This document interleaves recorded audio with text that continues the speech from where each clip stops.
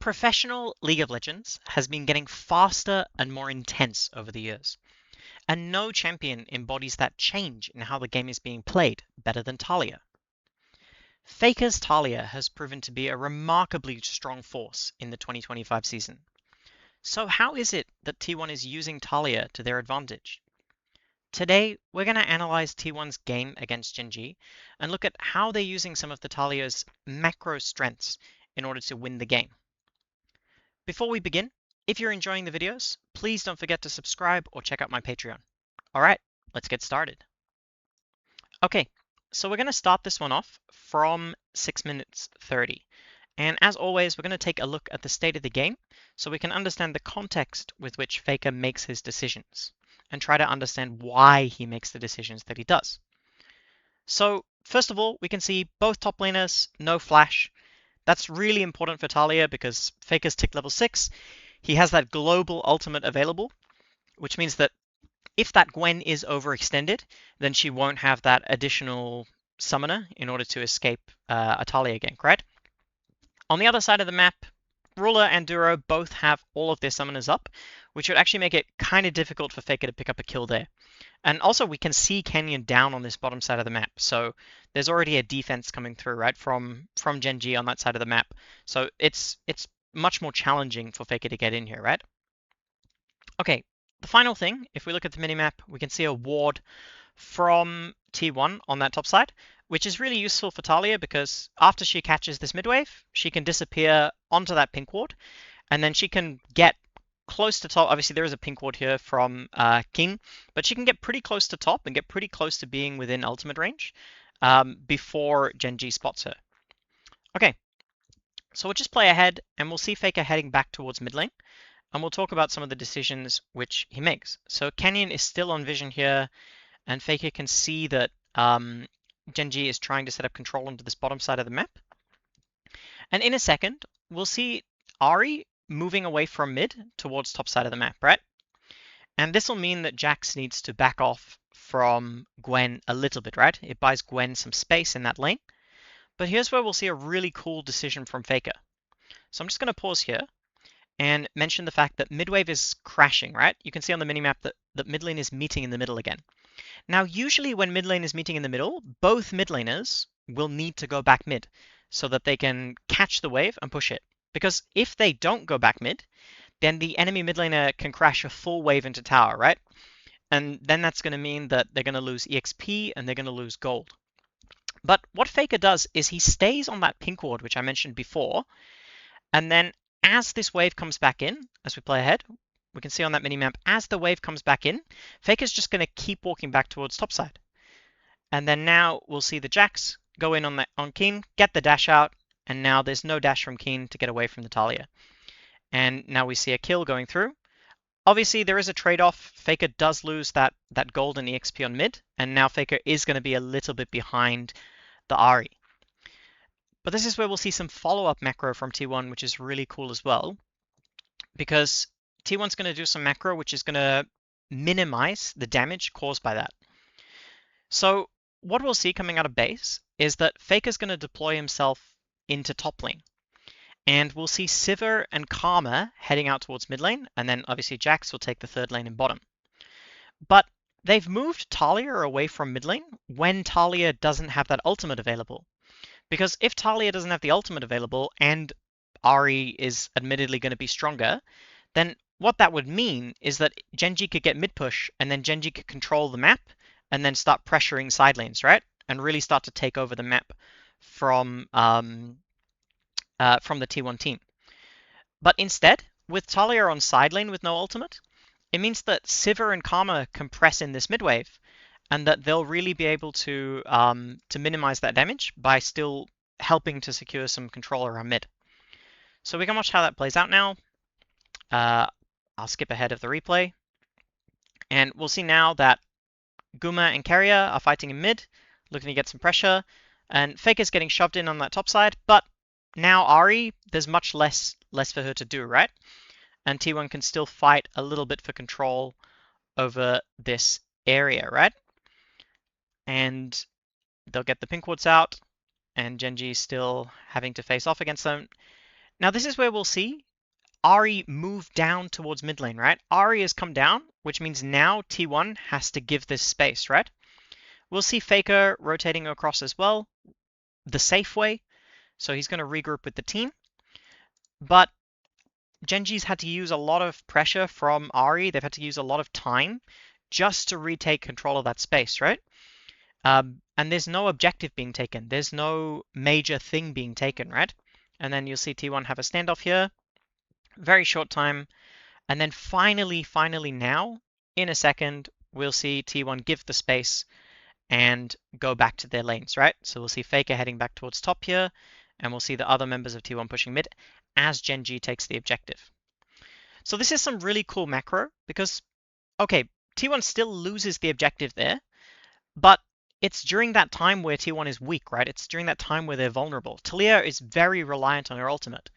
And so Taliyah ultimate is almost 3/4 of the way back off cooldown, and all that Gen.G has taken is this Void Grubs on the top side of the map, and T1's going to get push mid. They're going to get another shared push top, right, with the Taliyah. And also, in a second, you'd also see Ono moving down to the Dragon and trading the objectives. So yeah, that's some really cool macro which T1 did in order to mitigate the negative side of the Taliyah, and also some cool macro from Faker to get that kill onto Gwen, even though he does skip that mid wave. Okay, let's move on to our second point. We're going to start our second clip off from this 14-15 mark, and it is actually a base for Faker, but I can't show you the base because Faker was dead and there was a replay of the previous fight.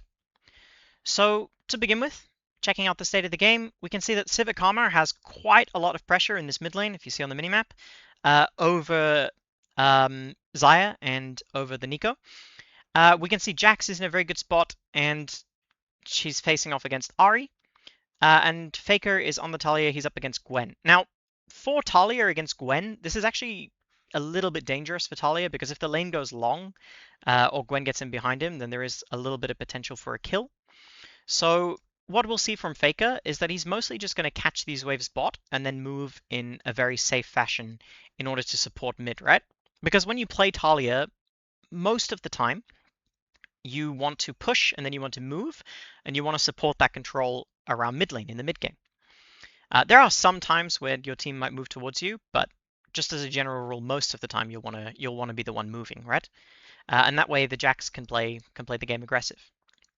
So what we'll see here now is that Faker's going to push, he's going to move to that tri-brush, and he's just going to disappear whenever there's no way for him to catch, right? And we'll see the bot lane in mid from T1 getting that pressure. Now here's where we'll see a really cool opportunity come available for T1. So Canyon's actually going to get himself caught by Gumayusi and Owner, and it'll just start out as a death, but this is where we'll see Faker turn this from just one death to being a big advantage from T1. Okay, so I'll just pause now, and we can see the state now where Faker can move himself all the way to mid without being spotted, right? After Faker's cleared that wave, he can walk all the way to mid without being spotted. There's a wave coming back bottom, but this is going to be a long time before Faker's going to have to clear this. And so what we'll see now is that Faker's going to move himself quite heavily towards mid. And Ruler and Duro are not going to respect this. They're going to walk up into the lane. And this is where now we see Faker getting himself in ultimate range where he can pop his ultimate behind Ruler and Duro. And they still have their summoners up. So if we play ahead now, there won't actually be a kill from Faker, but he is going to take both of the summoners away from Duro. Ruler obviously was very disciplined there not to use his, but Duro now loses summoners. Okay, so this is also where we'll see another cool bit of macro coming in from T1, where even though Faker didn't get the kills, he's able to get a ton of pressure around mid lane. So this means now that Karma can move very aggressively towards bottom side. And also, for Siva, she's going to move up top side to help Owner out with the objective. And we'll see in a second, Faker's going to TP back towards bottom tower. But Keen is now thinking to himself, like, oh shit, like, my team is losing their summoners and their ultimates on mid. Like, I need to hit this bottom tower, right? But actually, this is not an area of pressure for Keen, right? We can see that the map state right now, this is very much in T1's control. So what we'll see again going ahead is an overextension from Keen, And we'll see that Faker's going to TP down. And now we will see that Carrier and Faker will take another summoner away from King, because he's going to have to use his flash here or he would die.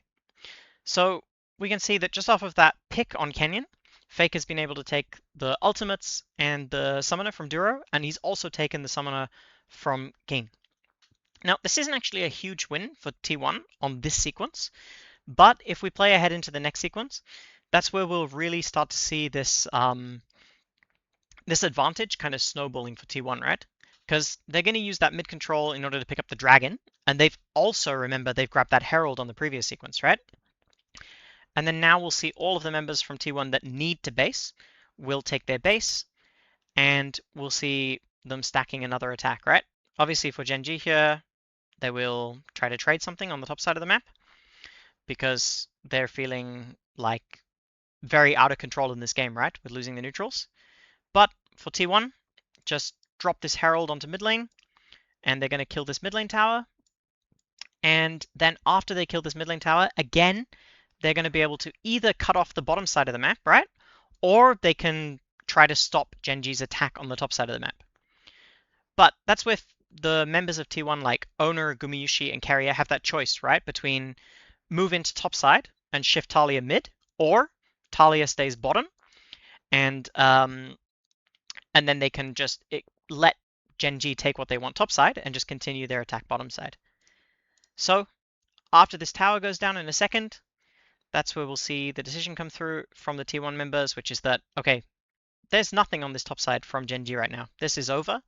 So let's move down and attack. And again, you see Keen overstepping, Faker coming from behind. Owner's going to kill the tower, and then they'll also pick up this kill onto Keen, right? Okay, so I think I'm going to finish this one there, but I just think it's really cool to see how the game was relatively even. Faker's not even winning his matchup, right, against Ari, but we can see some of that really cool macro went from the game being even to now T1's going to be, I think, 2,000 gold ahead at the end of this. Plus, they're going to have 2 towers killed, and importantly, they're going to have that mid tower killed, right? They're going to have that mid tower killed, which is going to allow them a lot of control over the map. Okay, thank you all for watching. Once again, please don't forget to subscribe, and if you're enjoying the videos, please check out my Patreon as well. Thank you very much, and see you next time.